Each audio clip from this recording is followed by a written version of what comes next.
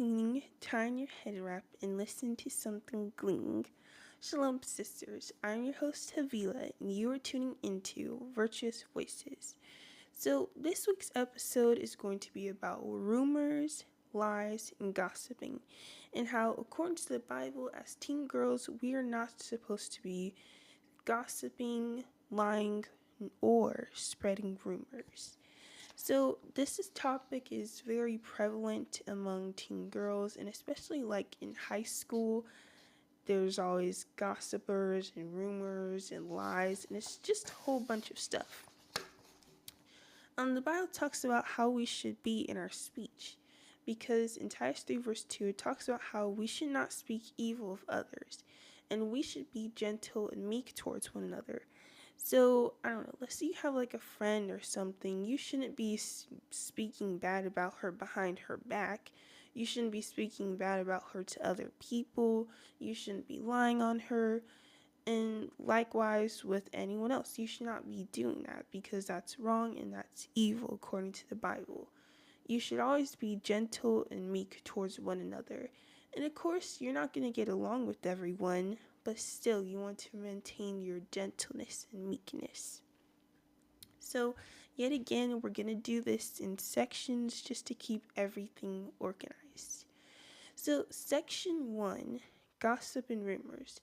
So, as I stated before, in this world, many teen girls will spread gossip and rumors about one another, and they are often untrue and can hurt that person. But before we get into it, let's define what gossiping and rumors is. So, according to the Merriam-Webster, gossip means a person who habitually reveals personal or sensational facts about others. And according to Merriam-Webster for rumor, so there's actually many definitions, but I'm going to talk about the first two. The first one is talk or opinion widely disseminated with no discernible source. And the second one is a statement or report current without known authority for its truth. So, pretty much a gossiper or someone who gossips is someone who continually reveals personal facts about others. So pretty much it's none of their business, but they're telling other people about someone else's business that is not theirs. And rumors, it's similar, but the thing is they're telling facts that they don't know are true, and they're getting it from a source that is not true. So in Proverbs chapter 16 verse 21, it talks about a forward man sowing strife. And forward is a difficult person to deal with. So I'm sure you've come across many people in your life, or just someone that's very difficult to deal with. You just can't tell them anything. And Proverbs 16 verse 21 also talks about how a whisperer separateth chief friends. So what is a whisperer according to the Bible? That's a gossiper. How do you know? Because gossipers are always on the hush, on the low, saying things in secret. They won't say it to your face. And it also says it separateth chief friends, and this is so common among teen girls, especially in our community. Gossiping and rumors, what they do to teen girls today is they break you apart, and it causes friendships to break and conflicts with one another, and it's just bad. And as Israelites, this is not what we should be doing. So we should not be taking part in gossip and rumors, nor should we be entertaining them. So if someone's coming to you with gossip or rumors or lies, you should not be entertaining them. You should not be the one listening into them. That is not what you're supposed to do. Because when you entertain gossip or a rumor and you don't shut it down, you're a part of it.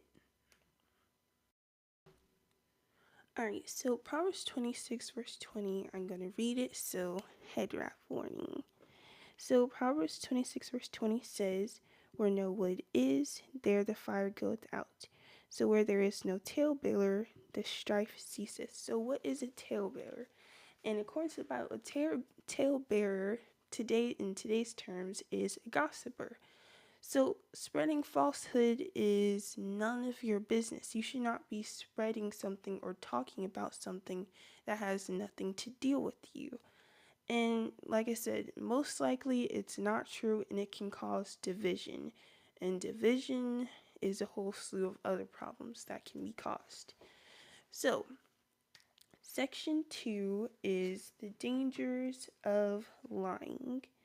So, going to Merriam Webster, the definition of lie is mean to tell an untruth, so a fib or palter.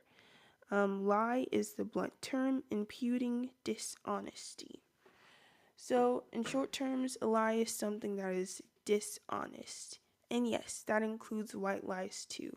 You should not be lying, period. Whether you think it's small or not, we are not supposed to be lying.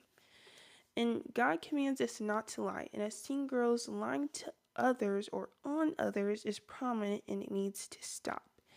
So in Proverbs 6, verse 16 through 18, it talks about the things that God hates. And among these things that God hates is lying. So you should not be lying on others or to others. And this can cause distrust.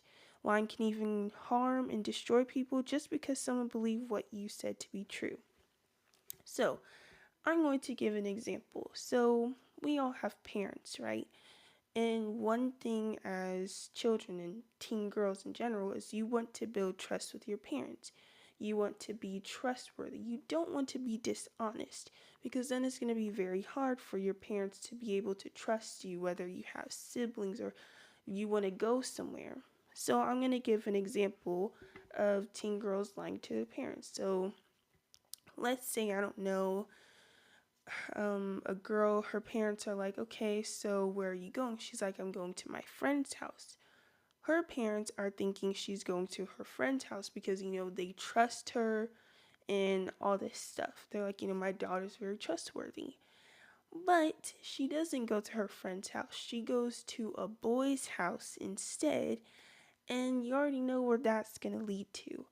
And that is a huge distrust that she just caused and ruined her whole reputation. You always want to be trustworthy and not lie because, okay, let's say she goes to that boy's house, right?